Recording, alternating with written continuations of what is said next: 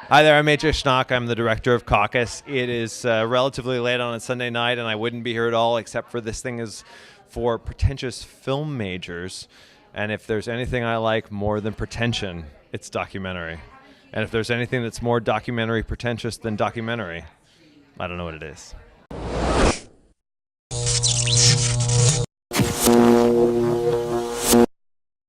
All right, we are here at the VIP lounge for the Philly Film Fest with director AJ Schnack of Caucus.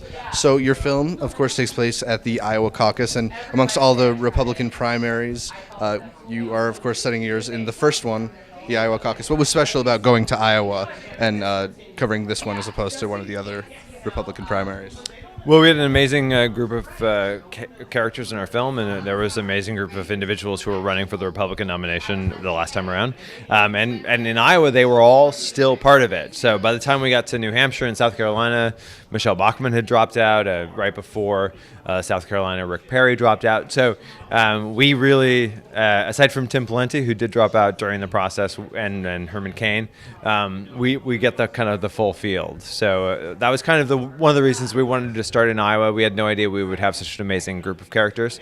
But it's a great piece of the American political process, I think, because Iowa is, it's a place where you don't have to have a lot of money to run for president. You can actually just do what Rick Santorum did and drive around in a pickup truck to a lot of different small towns, meet people and talk to them one-on-one in small groups, and you actually have a chance of winning. And that's I think that's something that, even if you don't agree with Santorum or with the Republican Party in general, it's something that you can get excited about, that money doesn't necessarily control everything in the American political process. Cool. So this process of following all these interesting characters around, what was it like actually, being on their tails and covering their footsteps, seeing them as their campaigns grew, sort of?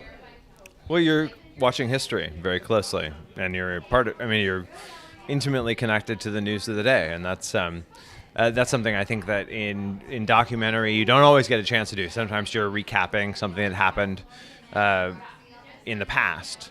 But to actually be there as things are unfolding is a very exciting thing. It must be surreal. Yeah, it's surreal. Yeah, definitely. I mean, because you're part of the experience, but because you're not reporting on it on a daily basis, you're also separated from it. So you can think about things. You're not forced to react to things as they're happening. You can actually say well, that thing might have been interesting at the time, but it's not interesting 2 years later. And the thing that nobody noticed at the time, for instance, in our film, we have a scene where Mitt Romney talks about the 47%. It's a speech that he gave publicly in front of lots of reporters, lots of cameras. No one showed that when it happened, because it didn't seem like that was a story. Now, of course, after the election, we realized that that's one of the things that was very detrimental to his campaign. So us being able to show that it happened in Iowa is something I think that's interesting. So what was it like actually going? Did you expect the stories to unfold in a certain way, or did you go in expecting a certain story and then get something completely different, or was it surprising at every turn, or could you kind of tell who the front runners were and where the next turns were coming from? Anyone who told you they thought Rick Santorum was going to win the Iowa caucus is a liar. They lie professionally and they lie badly. No, of course not. No one knew that he was going to win. No one knew that Herman Cain would lead the field at some point. So it was completely unpredictable. When we went to Iowa, we didn't even know who all the candidates would be. So no idea. You're like just following it as it happens, and thank God it happened as it did, because it's a great story.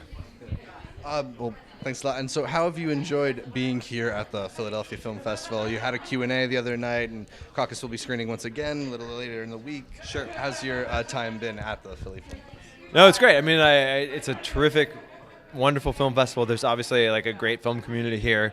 It's been a kind of a fun thing for us because, of course, our main character, Rick Santorum, was once the senator from the great state of Pennsylvania.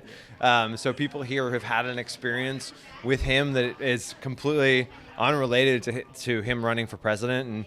And, so it was something we were really interested to come here and sort of see how people reacted to how he is in the film and how people sort of, reacted to how he is seen in the film, because he's got actually the Rocky Balboa underdog story of Caucus, which is also really fitting in Pennsylvania. So it was great to come here and be able to show it, and we're coming back in a few weeks, and it'll be great to show it to more folks then. Great. Thank you so much for talking to me. Yeah, thank you. Great.